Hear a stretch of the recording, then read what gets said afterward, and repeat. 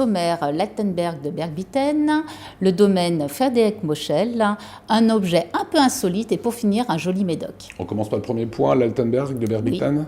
Exactement. Alors, comme le Schonenbourg, il y a une grosse présence de gypse. C'est ce qui va donner la vraie identité au terroir, mais pas seulement. Il y a un peu de calcaire qui, lui, va intervenir plutôt dans la structure du sol en agissant comme un drain, parce que les terroirs marneux sont un peu lourds.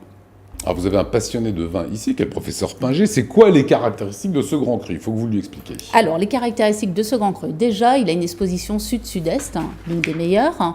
Ensuite, la vraie particularité, c'est sa position dans une vallée très ouverte. Donc, il va avoir un ensoleillement optimal toute la journée.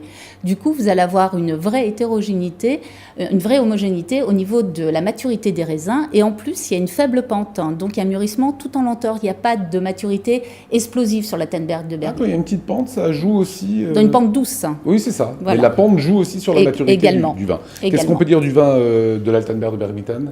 Alors, sur le cépage, sur le Riesling, c'est lui qui va capter le mieux la salinité de ce terroir. Maintenant, il ne faut pas oublier que le Gewürztraminer de mémoire de vigneron a toujours été présent sur la Altenberg.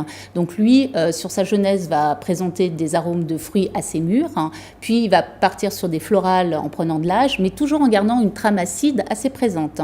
Et ne pas oublier le fameux muscat, qui garde toujours une expression très fine, mais rare, puisque c'est à peine 3% de l'encépagement de ce grand cru.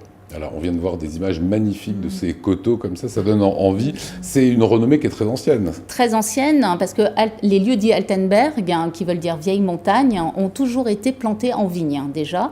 Et effectivement, l'Altenberg de Bergbitten a été cité en 1050 dans les archives du pape Louis IX. D'accord, c'est quasiment la création de la cathédrale de Strasbourg.